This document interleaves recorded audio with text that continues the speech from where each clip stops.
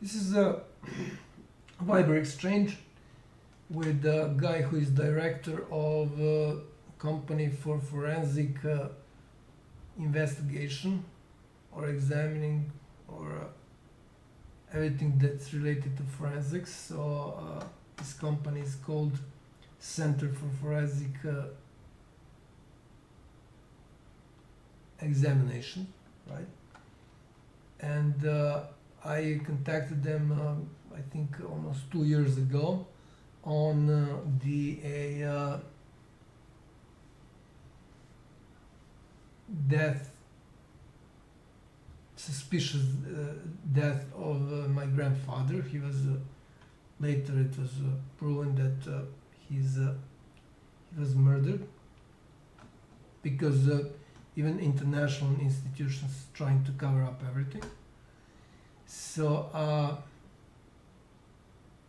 of course, in cases when that happens, when state or international institutions that should do completely the opposite, should protect people, citizens, when they are doing the opposite, then you really cannot call or reference the so-called popular presumption of innocence. So there's no presumption of innocence when institutions who should protect the law and protect the citizens are not doing that. So it's in that case it's presumption of being guilty or guiltiness. I don't know if you guys say that. So the problem is that he didn't answer my email. So I reference here my video from my YouTube channel, which is this. So as you can see, it's this one, and I gave him I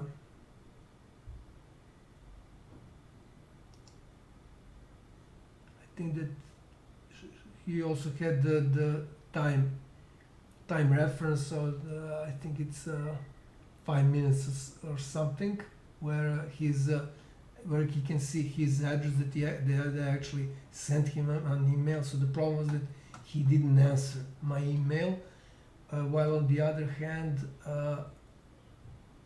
people from highest offices of prosecution, highest instances of prosecution, answered my email. So let's see, it should be something like 5 minutes.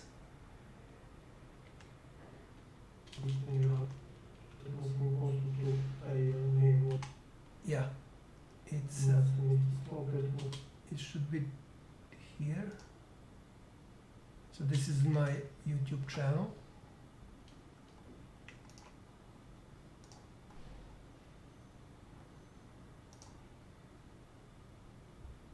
This is the easiest way to access it. So this can be seen here.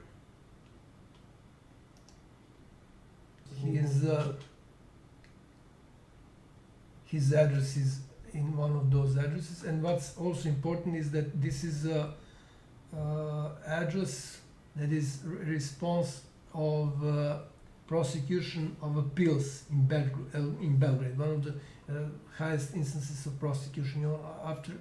Above them there is only the highest instance, which is called Republic prosecution in Serbia. So they answered almost right away. And why I'm creating this video is to show you what he wrote. So I'm asking him here who he is, because there's only some smiley here, emoji or whatever it is called. So he asked me how I sent this. I said that it's the same address I used before when I contacted him, and the main reason I'm creating this video is his answer. he said he received the email, but he deleted it. Then I asked why would he delete it. He said unknown sender. So I sent him a warning before suing him for various reasons. It's described in, although this is, I still haven't translated it, I described everything in this video. So after a brief introduction, and then because I had problems with sending this email, because it has here in Gmail it has something like 80, more than 80 pages. So I wasn't able to send it, so I sent it as RTF document, and his name is also here. So if you know somebody who knows Serbian, until I translated everything, you can ask him. So I basically asked him for damages he caused, because if I listen to him, then I will. People who are actually, one is murderer, the other ones are people who are covering everything up. So they will end up. So they will get away with this, and I will probably need to pay huge damages to them. So this is what I wrote in that email, and of course. The other thing is that he actually admitted that he doesn't have education to give his opinion, professional opinion on forensics. He was actually some sort of economic forensic or something like that. It's written there. So he also gave me some of his papers he published, but that, because I'm a scientist, that paper didn't have the basic elements such as introduction, abstract, and some etc. And the terminology was like something which is unofficial, which is strictly prohibited in any serious article and paper. And what's more important is that the paper was, as I remember, should be or was published in journal of some society of prosecutors, something like that. So you have everything. Yeah, I almost forgot that. So this thing with non-existent presumption of innocence, I should have mentioned that in a video of acting as an attorney, but you can check that there. So this is part that's missing. I should have mentioned that part there. So what I need to show you, sorry, is the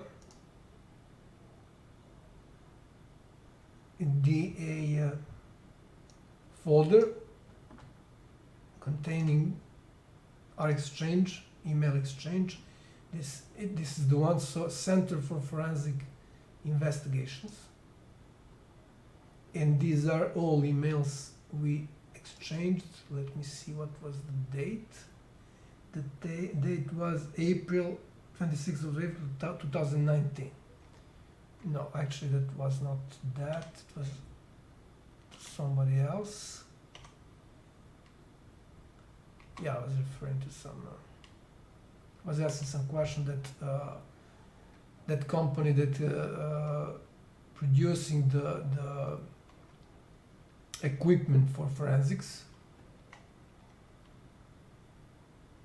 both scanning and analysis.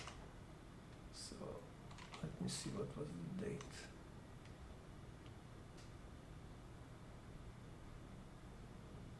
It was January. Yeah, January 2019.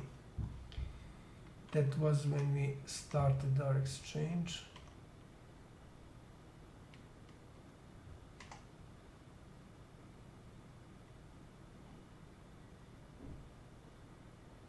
Yeah, end of January 2019. And you can see here, of course, I will translate all those So this is a public access. I'll translate all those all the data that are contained in each of the, but I don't have time now, in each of the folder here.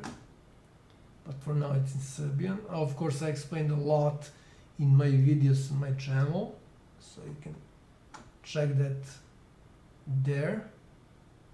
And I think this is the, yeah, then I try to explain some more details, give some more details on the case. And I also mentioned that, of course, I mentioned that he was not right. He said that I'm just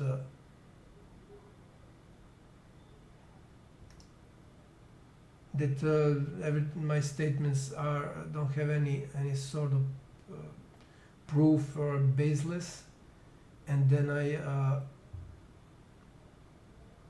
gave him here proofs that I was right. And one of the major proofs is that besides that Interpol is ignoring me, and last week even FBI was ignoring me, although I was very clear about the fact that it's international organized crime. So on everything I mentioned, I just added here in the conversation with him that even army threatened me. So military high officer, major from military police threatened me a day before they committed a fraud in Cadastre, which is a geodata institution that handles geodata, works with geodata, so positional property, ownership, and so on. So they I mean, they're still trying to give that to monstrous murder of my 3 members of my family. So that's basically it.